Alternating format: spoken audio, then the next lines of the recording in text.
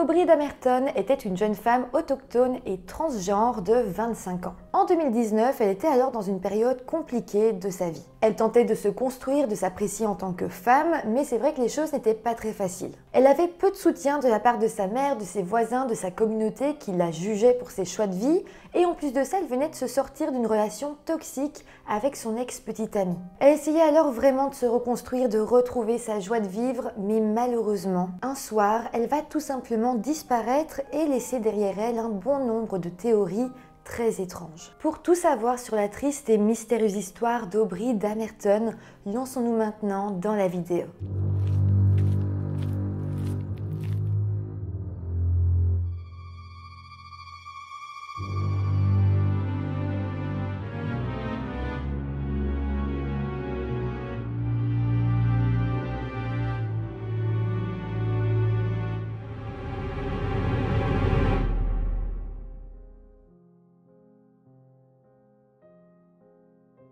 Hello tout le monde, j'espère que vous allez bien. Aujourd'hui, je vous retrouve avec une histoire qui est extrêmement triste. Déjà, je vais vous parler d'une femme transgenre qui vivait en Oklahoma.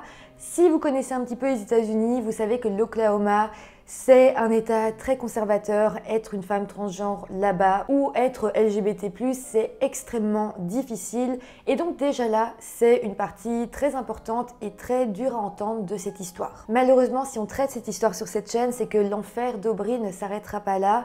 Et voilà, j'espère que cette vidéo vous touchera et vous intéressera autant que moi. Avant de commencer, laissez-moi vous dire que cette vidéo est sponsorisée par Oli Energy. Oli est la marque de boissons énergisantes et de thé glacé parfaite si vous voulez prendre soin de vous, de votre santé et de la planète. Les boissons énergisantes sont sans sucre, vegan, renforcées en vitamines et faibles en calories. De plus, elles contiennent des arômes et colorants naturels. Ce que je trouve également génial, c'est que pour sa gamme énergie, Oli utilise une caféine cristallisée qui a un effet à plus long terme et nous évite donc le petit coup de fatigue post-caféine. Une autre chose qui va vous convaincre sans hésiter d'adopter Oli est leur engagement pour une planète plus propre. Un pot de Oli remplace 50 canettes. Mais laissez-moi aussi vous parler de leur gamme de thé. Là aussi, il s'agit de poudre, ce qui vous permet de vous faire un délicieux thé glacé en quelques secondes. Vous pouvez donc prendre vos petits sachets partout où vous allez et avoir un thé glacé super facilement. À nouveau, Oli vous propose plein de goûts différents et des thés riches en vitamines et antioxydants. Si vous êtes indécis, n'hésitez pas à commander leur pack découverte et si vous commandez leur starter pack, vous aurez en plus une jolie gourde en verre comme la mienne. N'hésitez pas à aller faire un tour sur le site en barre de description et profitez dès maintenant de 5 € de réduction sur votre première commande avec le code Phoenixia5 et avec le code Phoenixia, vous aurez également 10% de réduction sur toutes les autres commandes. Aussi, les boissons sont livrables absolument partout dans le monde. Donc voilà, c'est l'été, n'hésitez pas à en profiter. Moi, j'adore prendre du Oli quand il fait chaud, c'est vraiment rafraîchissant. N'hésitez pas à aller en barre d'infos, c'est là que je vous mets le lien vers le site internet. Et sinon, mis à part ça, eh bien n'oubliez pas de vous abonner à la chaîne YouTube si ce n'est pas encore fait. Vous pouvez aussi vous abonner à mon compte Instagram. Et maintenant que tout ça est dit, eh bien lançons-nous dans cette triste affaire. Aubrey Damerton, qui se faisait aussi appeler Shorty, est née le 22 octobre 1993 aux États-Unis, dans l'état de l'Oklahoma, dans la ville de Grove, qui est en réalité une petite ville qui compte à peine 7000 habitants. Dans cette ville, il y avait aussi pas mal de membres de la nation des Cherokees, qui est en fait un peuple autochtone venant de l'est et du sud-est des États-Unis. D'ailleurs, Aubrey et sa famille faisaient partie de cette communauté. Aubrey a alors vécu avec sa mère, son beau-père ainsi que son frère. J'ai pas trouvé vraiment de photos de famille où ils sont tous ensemble. Voilà, il y a beaucoup de photos d'Aubrey elle-même, mais d'elle avec sa famille, pas vraiment. On verra plus tard que ça se passait pas spécialement bien entre eux, donc c'est peut-être la raison qu'il n'y a pas beaucoup de photos. Mis à part ça, elle essayait quand même d'être proche de sa famille et elle était aussi proche de sa famille un petit peu plus éloignée, comme sa tante et son oncle. Alors par contre, comme je vous l'ai dit, je dois vous préciser que Aubrey est née avec des attributs masculins, mais très vite elle a su qu'elle ne se sentait pas homme et donc elle a grandi en tant que femme transgenre. Sa famille l'a su dès son plus jeune âge, elle n'a jamais vraiment dû faire un grand coming out. D'ailleurs, ses proches diront que quand elle était petite, elle se tournait plutôt vers des jeux étiquetés comme étant plus féminins, comme jouer à la poupée, voilà. Et d'ailleurs, ça c'était un point commun qu'elle partageait avec son oncle qui n'avait en réalité que 6 mois de plus qu'elle et qui s'appelait Christian. Elle a alors grandi en étant très proche de lui et le considérait d'ailleurs plus comme un frère que comme un oncle. Aubrey a donc grandi entourée de sa famille, mais vraiment la personne la plus proche d'elle c'était Christian qui était réellement un pilier dans sa vie. Ils ont d'ailleurs été un vrai soutien l'un pour l'autre lors de leur adolescence et d'ailleurs ils se racontaient leurs histoires de cœur lorsque l'un ou l'autre avait le béguin pour un garçon. Christian expliquera d'ailleurs plus tard que pour lui, Aubrey était son plus grand soutien également et qu'elle savait toujours quoi dire pour arranger les choses, même si autant vous dire que la situation était très difficile, comme pour l'un comme pour l'autre, parce que Christian, lui, était homosexuel. Donc là, le fait que Aubrey soit une femme transgenre et que Christian soit gay, les a fait se sentir en marge de la société. Aubrey, comme toutes les adolescentes, elle devait grandir, se découvrir, mais malheureusement, elle a dû avancer dans la vie tout en se faisant brutaliser à l'école pour qui elle était. Pour vous dire, quand elle était au lycée, il lui arrivait même parfois que d'autres adolescentes de sa classe la poursuivent en voiture juste pour l'insulter dans la rue. Et à chaque fois, c'était vraiment des insultes transphobes par rapport au fait qu'elle se sentait femme et voilà, pour eux c'était inacceptable. Et puis aussi quand elle était avec Christian, donc son oncle, les jeunes de la ville lui lançaient à lui des insultes homophobes. Ici on pourrait se dire c'est vraiment triste, les adolescents sont méchants entre eux parfois, mais pas du tout, c'était également les adultes, tous les adultes de la ville, la population autochtone, tout le monde était vraiment contre elle et tout le monde la voyait comme c'est ça, quelqu'un de contre nature. Au final, elle savait que le chemin qu'elle prenait était le meilleur chemin pour elle et donc elle devait se construire toute seule en ayant quasiment toute une ville sur son dos. Clairement, c'était pas facile parce que en plus de ça, elle avait aussi un assez mauvais statut social, si on peut dire ça comme ça. Sa famille n'était vraiment pas riche. Donc, en plus de devoir se battre pour s'élever au niveau social, elle devait se battre pour se faire accepter en tant que femme transgenre. Pam Smith, qui était la tante d'Aubrey et qui était d'ailleurs la mère de Christian, se souvient d'ailleurs d'un jour où elle rendait visite à son grand-père qui était en soins palliatifs. Elle y avait justement été avec Aubrey et en plus d'eux, il y avait un pasteur qui était là pour soutenir la famille. Et à ce moment-là, ce pasteur avait fait une remarque très grossière à Aubrey. En fait, ce jour-là, Aubrey portait une paire de ballerines, c'était d'ailleurs sa paire préférée, et le pasteur lui avait dit d'arrêter de s'habiller comme une femme et de jeter les ballerines dans la cheminée. Aubrey avait été très touchée par cette remarque, elle ne s'attendait pas à ça de la part d'un pasteur, et elle l'a pris tellement au sérieux qu'arrivée chez elle, elle a pleuré, elle a effectivement mis ses ballerines dans le feu. À ce moment-là, elle était encore adolescente et ça avait été très dur pour elle, mais quelques années plus tard, Aubrey avait ensuite reparlé de ce moment et elle avait dit qu'aujourd'hui, elle s'assumait et qu'elle regrettait d'avoir fait ça parce que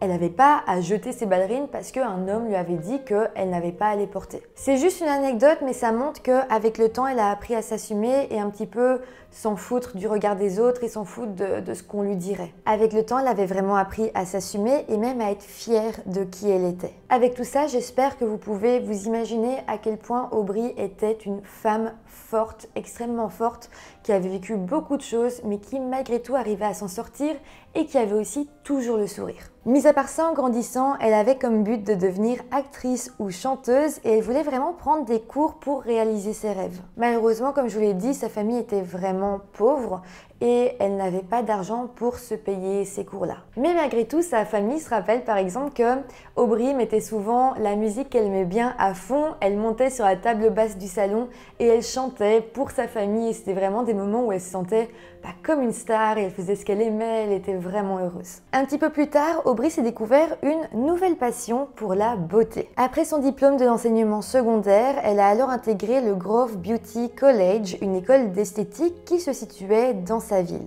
Et puis en 2015, à l'âge de 22 ans, elle en a été diplômée. Grâce à tout ce qu'elle a appris là-bas, elle a réussi à de plus en plus s'assumer en tant que femme. Et d'ailleurs, apprendre à bien se maquiller l'a beaucoup aidé dans sa transition. Il faut aussi savoir qu'à ce moment-là, elle partageait énormément de photos d'elle sur Facebook.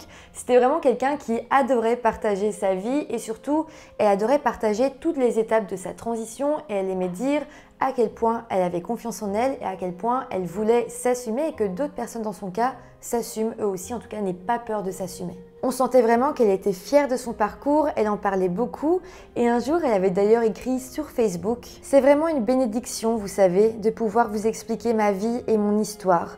Vous savez, d'avoir quelqu'un qui vous écoute lorsque vous criez et vous savez, vous n'êtes pas seul. Sinon, une autre chose dont elle était fière, c'était d'être membre de la nation Cherokee. Elle portait vraiment son héritage autochtone comme un signe d'honneur. Elle s'identifiait d'ailleurs comme étant bispirituelle, qui était en fait un terme utilisé il y a très longtemps par sa nation et qui voulait dire qu'une personne possédait à la fois un esprit masculin et un esprit féminin. C'était quelque chose d'important pour elle, surtout quand on connaît l'histoire de ce terme. En fait, historiquement, les personnes connues sous le nom de bispirituelles étaient très estimées par la communauté autochtone. Il faut vraiment se dire qu'à l'époque, les personnes qui s'identifiaient comme étant femmes et hommes en même temps étaient vues un peu comme des personnes supérieures dans les peuples autochtones. On était vraiment totalement à l'opposé d'aujourd'hui où on marginalise malheureusement les personnes qui pourraient se dire bispirituelles. Malheureusement, plus le temps a avancé et aujourd'hui c'est quelque chose qu'on voit de manière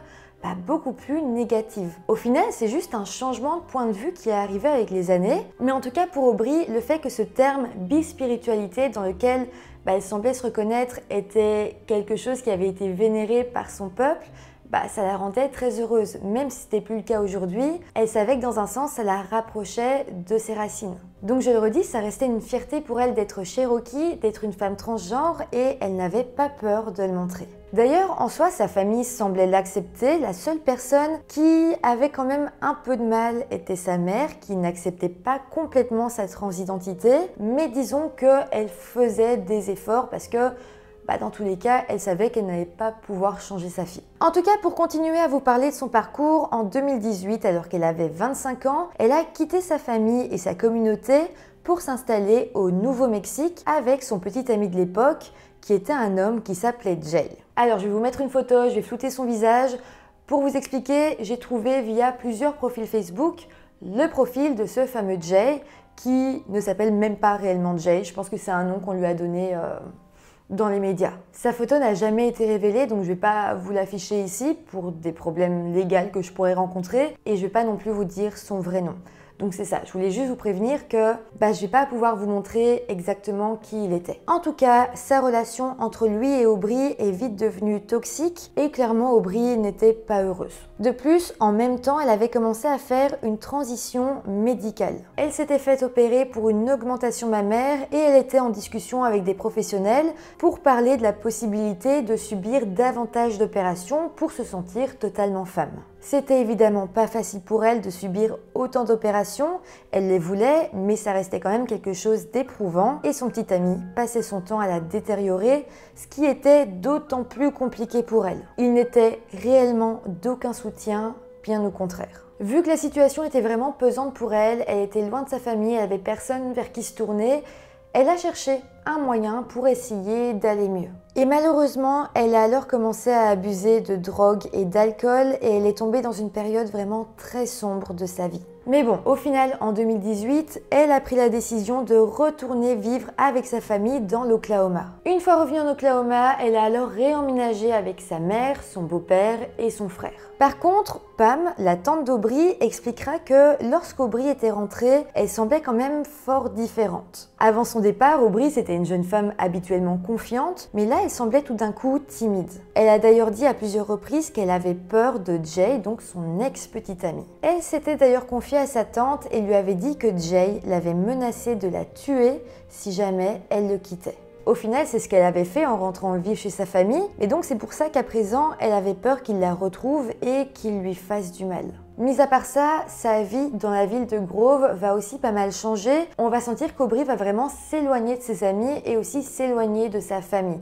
Alors oui, entre sa mère et elle, son beau-père et elle, ça allait pas, mais elle va aussi s'éloigner de Pam, sa tante, et de Christian, son oncle / son frère, parce qu'elle le considérait comme tel. Bizarrement, elle a aussi arrêté de poster sur les réseaux sociaux, alors qu'avant ça, elle publiait quotidiennement sur Facebook. En fait, elle avait l'air totalement éteinte. En plus de ça, sa relation avec sa mère et son beau-père va commencer à se détériorer de plus en plus. De base, comme je vous l'ai dit, sa mère avait du mal avec sa transidentité et maintenant le fait qu'Audrey buvait et consommait des drogues n'arrangeait rien à la situation. Plus les mois passaient au final et plus la situation devenait invivable et finalement en février 2019, tout va sembler comme implosé. En fait, lors d'une dispute, il y a eu une altercation physique entre Aubry et son beau-père, ce qui a conduit son beau-père à l'accuser à la police pour coups et blessures. Au final, toutes les charges contre elle ont été abandonnées le 1er mars, mais il était clair qu'après ça, sa relation avec ses proches, en tout cas les proches avec qui elle vivait,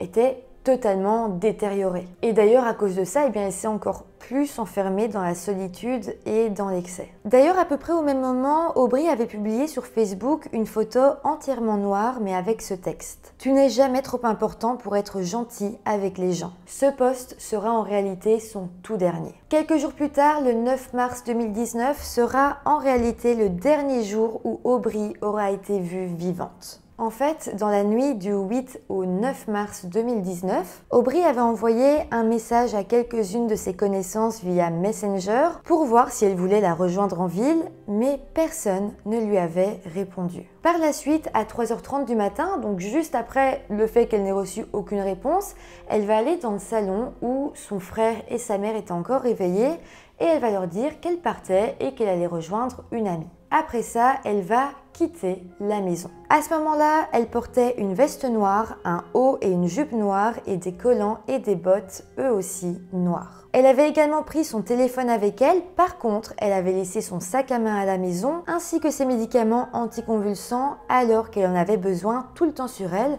parce qu'elle était épileptique. Donc déjà ça, c'est étrange. Mais on sait également que 10 minutes après qu'elle soit sortie de la maison, son téléphone a sonné à 3h42 du matin et selon sa géolocalisation, elle se trouvait encore très proche de chez elle à ce moment-là. Mais on sait également qu'après ça, son téléphone a été éteint. Alors est-ce qu'il s'est éteint tout seul parce qu'elle n'avait plus de batterie ou est-ce que quelqu'un l'a éteint manuellement? Ça, on ne sait pas. Mais malheureusement après ça, plus personne ne l'a jamais revue en vie. Le lendemain, lorsqu'elle n'est pas rentrée à la maison, sa famille s'est pas forcément inquiétée.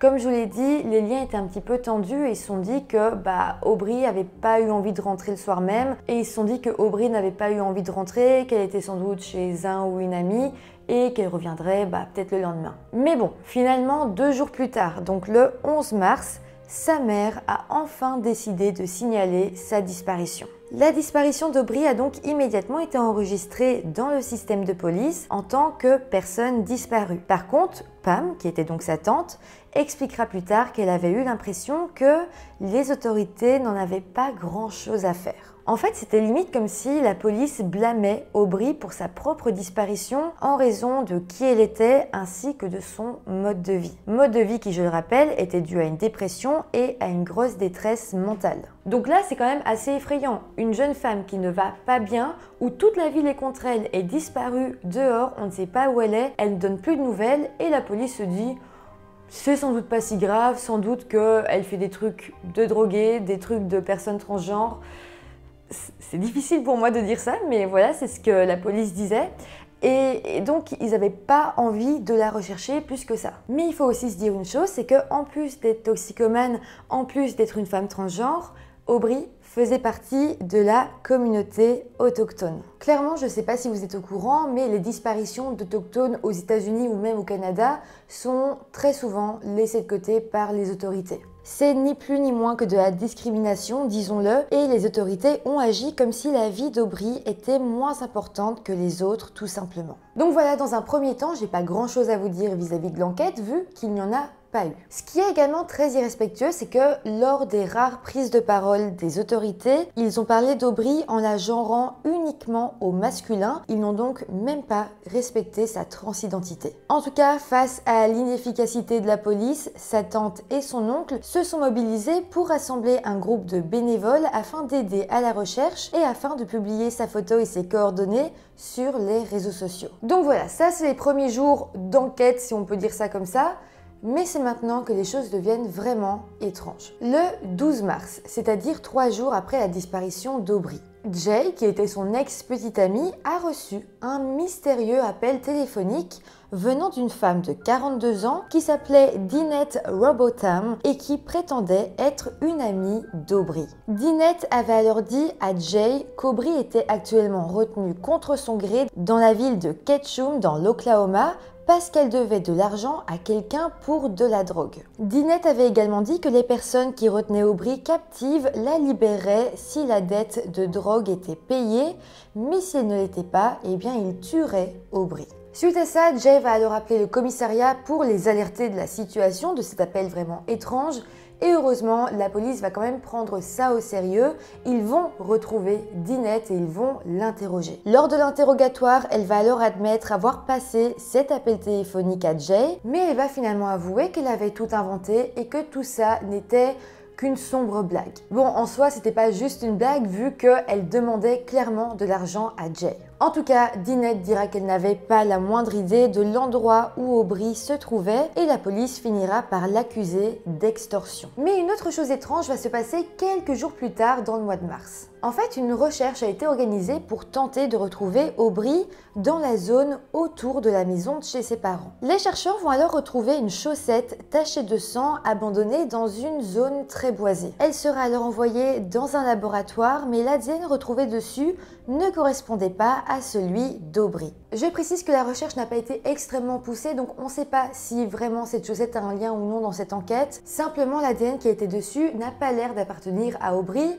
mais ça pourrait appartenir à son agresseur par exemple, mais ça on ne sait pas. Donc au final, les enquêteurs ont mis de côté cette fameuse chaussette et l'enquête a avancé que très peu par la suite. Par contre, Pam, donc la tante d'Aubrey, continuait ses recherches. Elle va d'ailleurs finalement se rendre à la police en disant que la mère d'Aubrey lui avait fait une étrange révélation. Là c'est assez dingue, mais selon Pam, le 6 avril, c'est-à-dire presque un mois après la disparition d'Aubrey, Jay, qui était donc l'ex-petit copain d'Aubrey, a été voir la mère d'Aubrey pour lui dire que c'était lui qui avait tué sa fille. Ça en tout cas c'est ce que Pam va raconter à la police. Selon elle, lors d'une conversation, la mère d'Aubrey se serait confiée à elle et donc lui aurait dit ça. Heureusement, la police va quand même prendre cette information assez au sérieux. Quand je dis au sérieux, ça veut dire qu'ils ont un petit peu enquêté par rapport à ça. Mais bon, au final, les enquêteurs n'ont trouvé aucune preuve reliant Jay à la disparition d'Aubrey et donc ils l'ont enlevé de la liste des suspects alors que clairement il y avait un témoignage contre lui. Par contre, et là c'est quand même vraiment étrange,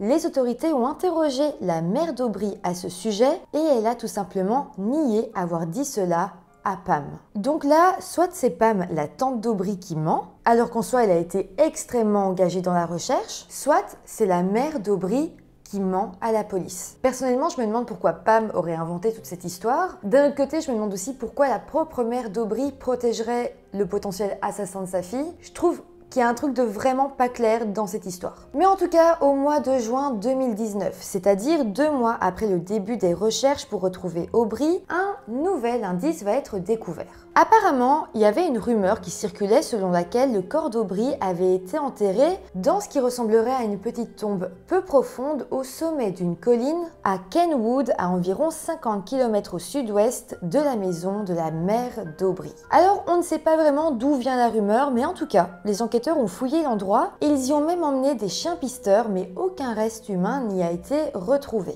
Par contre, ils vont quand même y faire une découverte. Sur cette colline, les policiers ont retrouvé une veste en cuir noir qui aurait pu appartenir à Aubrey. Les recherches ont continué dans la zone et un petit peu plus loin, ils ont également trouvé un maillot de basketball. Les 2 vêtements ont alors été envoyés dans un laboratoire, mais là encore, le résultat indiquait que l'ADN d'Aubrey ne s'y trouvait pas. Or, ça faisait sans doute des mois que les vêtements s'y trouvaient et selon certains experts, si l'ADN d'Aubrey se trouvait à la base sur le vêtement, l'ADN a peut-être été détérioré avec le temps. Mais bon, les enquêteurs n'ont pas cherché plus loin, ils ont fait une analyse, l'ADN d'Aubrey ne s'y trouvait pas. Au final, ils ont laissé tomber cet indice. Au final, dans les mois qui ont suivi la disparition d'Aubrey, la police a pris la parole et a annoncé que selon certains témoignages, Aubrey aurait pu être aperçu dans des casinos et dans divers magasins. Mais bon, au final, aucune observation n'a pu être confirmée. Après ça, les mois et même les années vont passer et les choses ne vont pas avancer. Par contre, les amis ainsi que la tante et l'oncle d'Aubry ont tout fait pour essayer de relancer l'affaire. D'ailleurs, pour eux, il y avait quand même quelque chose de très étrange. Eux avaient vraiment tout fait pour essayer de trouver des témoins, pour essayer de trouver des preuves, des indices pour relancer l'affaire. Par contre, ni la mère, ni le beau-père, ni le frère d'Aubry les avaient aidés à faire tout ça. En fait, il semblait que eux n'avaient pas fait le moindre effort pour essayer de retrouver leur fille.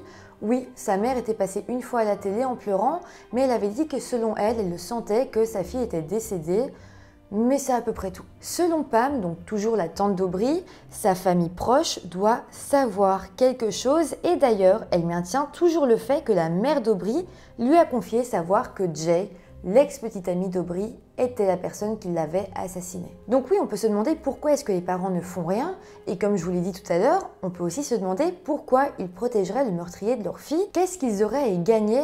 Clairement, j'ai du mal à comprendre. Mais c'est vrai que plus on y pense, plus la famille proche d'Aubry avec qui elle vivait paraît suspect. Déjà, il faut se rappeler que c'est sa mère ainsi que son frère qui l'ont vue pour la dernière fois dans le salon de leur maison à 3h30 du matin, la nuit du 8 au 9 mars 2019, et qu'à ce moment-là, Aubry leur aurait dit qu'elle partait voir une amie. D'ailleurs, on ne sait toujours pas qui elle devait rejoindre vu que personne ne lui avait répondu sur Messenger. Ce qui est également étrange, c'est que ce soir-là, aucune vidéosurveillance n'a filmé Aubry marcher dans la rue et je le rappelle, mais la dernière fois que son téléphone a sonné, c'était à 3h43 du matin et elle se trouvait toujours très proche de sa maison. Après ça, son téléphone a été éteint. Donc là, on dirait vraiment que quelque chose est arrivé à proximité de sa maison. Et donc là, on peut quand même légitimement se demander si la mère ou le frère ou même le beau-père d'Aubry n'ont pas entendu ou vu quelque chose. Clairement, leur réaction est étrange, ils n'ont pas non plus eu l'air de beaucoup coopérer avec la police. Voilà, il y a quelque chose de bizarre là-dedans. D'ailleurs, il y a encore une chose dont je ne vous ai pas encore parlé.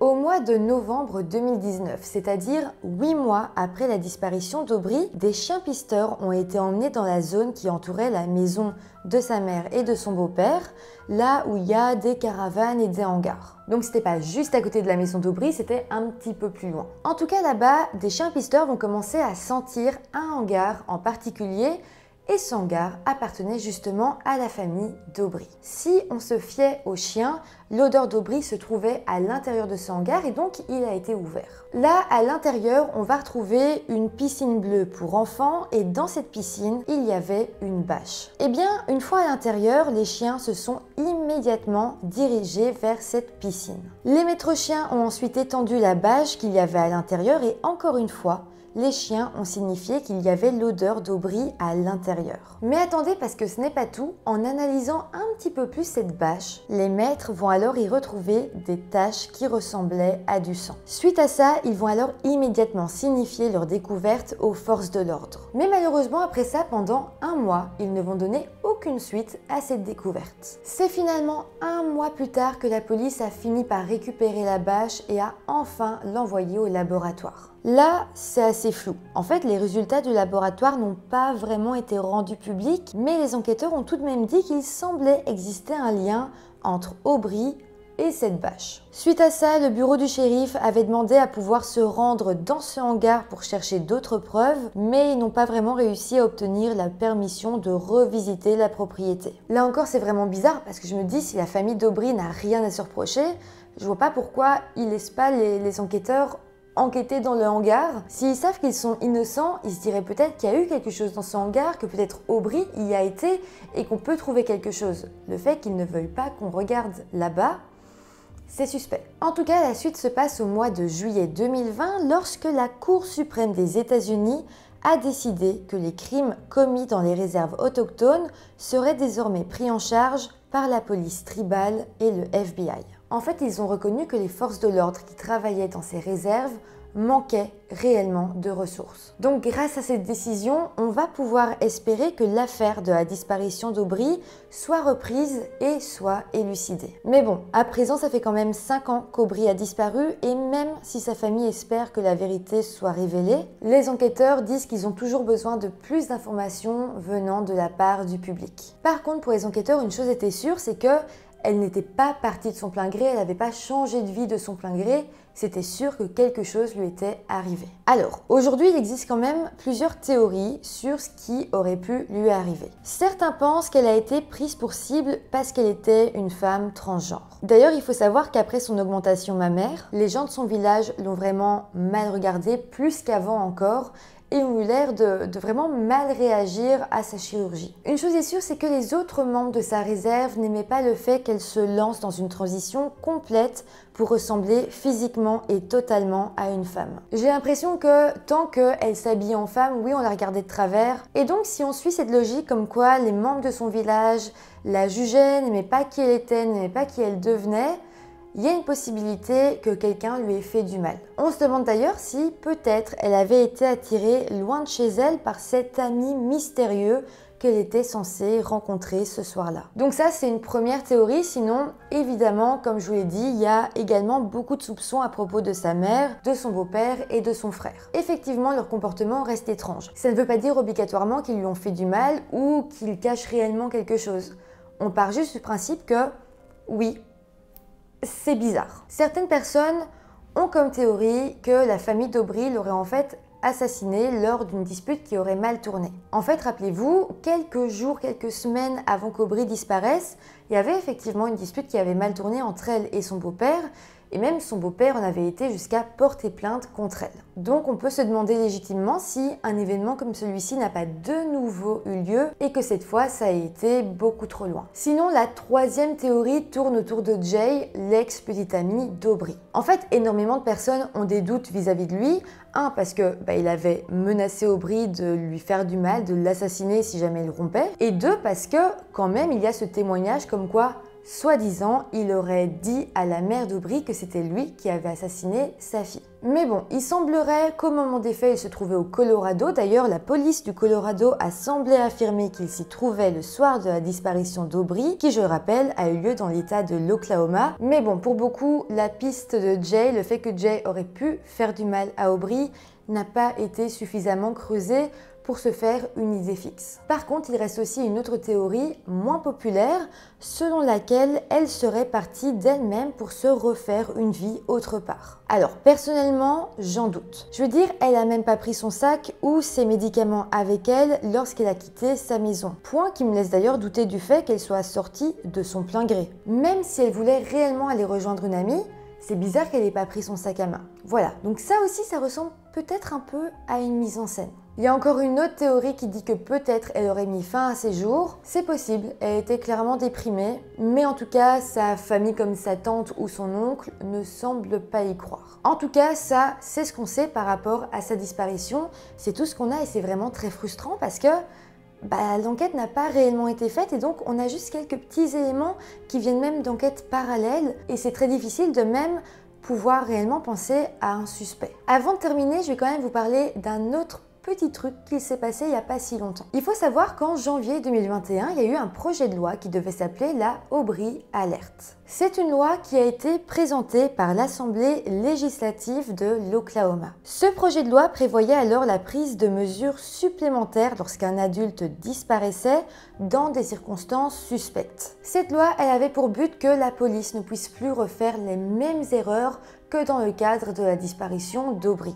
L'objectif du projet de loi, s'il était adopté, était de créer une alerte qui serait envoyée au grand public pour l'informer de la disparition d'un adulte et pour prévenir que le disparu serait probablement en danger. En soi, c'est une très bonne idée et je vous dis direct, la loi est passée. Oui, c'est une bonne nouvelle, mais j'ai du mal à m'en réjouir. En fait, même si la loi est passée, les autorités ont refusé d'appeler l'alerte l'Aubry Alert pour la simple et mauvaise raison qu'elle était transgenre. Pour vous dire, l'État de l'Oklahoma n'a même pas essayé de se cacher et ils ont juste dit on ne veut pas appeler cette alerte du nom d'Aubry, du nom d'une femme transgenre. Donc voilà, cette alerte existe aujourd'hui, mais sous le nom de la Casey Alert. Voilà, vraiment, vous voyez que dans cette histoire, rien ne va du début jusqu'à la fin. C'est vraiment une affaire qui me brise le cœur. N'hésitez pas à me dire en commentaire tout ce que vous en avez pensé et surtout dites-moi vos théories, ça m'intéresse beaucoup. Dites-moi aussi si vous en aviez entendu parler avant ça. Sinon, sur une autre note, n'hésitez pas à aller faire un tour dans la barre de description si vous êtes intéressé par les produits Holly Energy. N'oubliez pas de mettre des petits pouces en l'air, ça fait toujours plaisir, de vous abonner à la chaîne. Et moi, je vous dis à très bientôt pour une nouvelle vidéo. Bye!